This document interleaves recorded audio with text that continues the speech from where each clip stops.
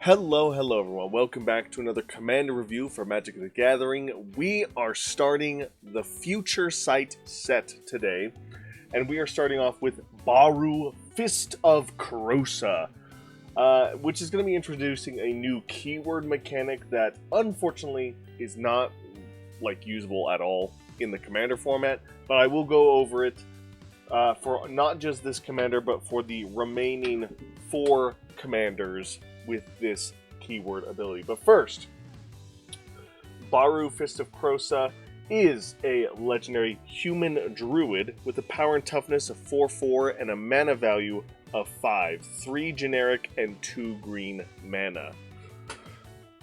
Baru has a triggered ability. Whenever a forest enters, green creatures you control get +1/+1 and gain trample until end of turn, which is kind of cool when you think about the fact that it's a mild overrun effect for simply playing a land, a forest specifically, but any forest land will work.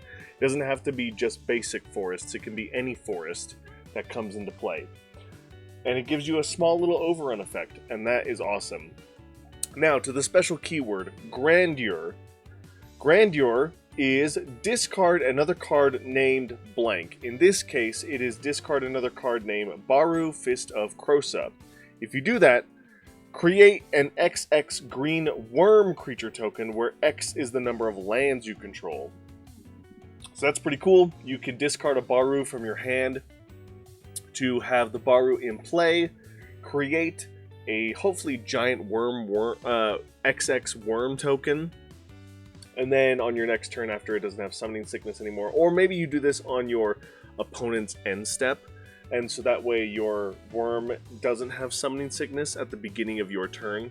Then you play a forest, it gets +1/+1 and trample, so you can use it to attack your opponents, and maybe go wide with building a worm token strategy. However, the problem with this is all of the commanders that have the Grandeur ability require you to discard another card from your hand with the same name as this card, which is hard to do in Commander because it is a singleton format. So, never going to be able to use this ability unless you do some crazy, weird loop, create like a copy token of Baru, and that token needs to stay in play, so then you can somehow return the original to your hand, and then discard it from your hand, and then get it back to your hand, and then discard it again. So lots of loopholes to do with that. But if you can do that loophole, you could do some fun discard Grandeur abilities. 2 card rulings for this commander. First, the first ability triggers when a forest enters under any player's control, but only your creatures get the bonus, which is awesome. I love that. Now, the downside to that is obviously you're not necessarily going to be playing against a green player at the table at all times, so on your opponent's turn, getting that bonus is not going to be the most necessary to build around, unless you are somehow able to build around that kind of strategy, which I don't think even exists yet, especially in mono green. But still very cool that you can have some layer of protection, because if you are playing against a green player that plays forests, whether it's 1, 2, 3, even 5 color lands, they're probably going to be playing with a variety of duo or trio, there we go, type lands. So it should have a lot of forests in there. You should be able to get some triggers from it and beef up your defenses on your opponent's turn, which is nice.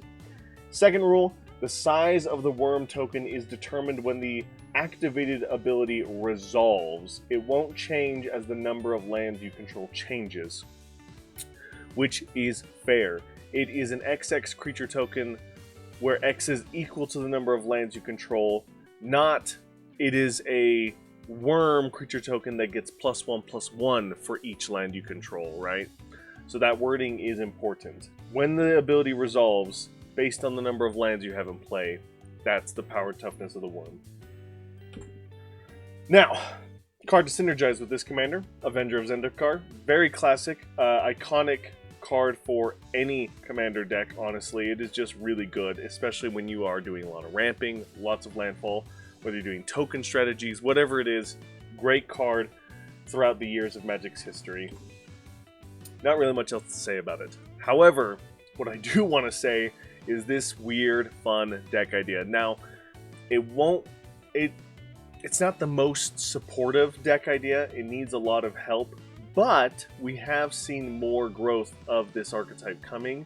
This is Dryad Tribal, because Dryads are forests.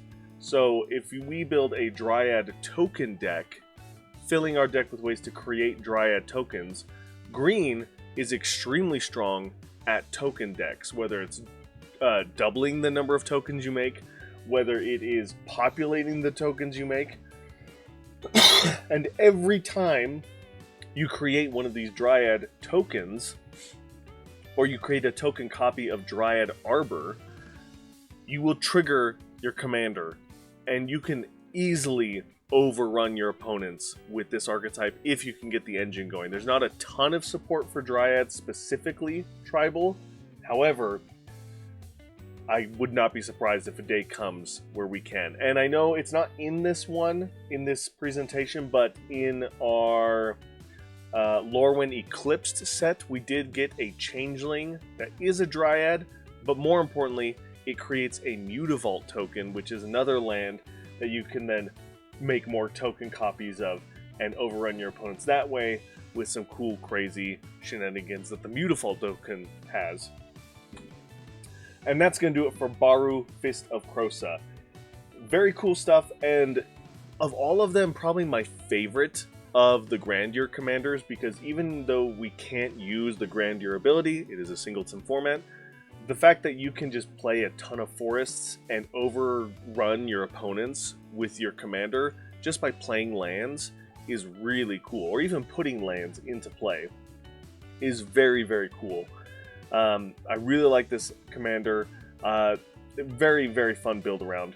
Again, Grandeur ability is very tricky to build around. Let me know what you guys think in the comment section down below. And as always, thank you guys so much for watching, and I'll see you in the next one. Bye!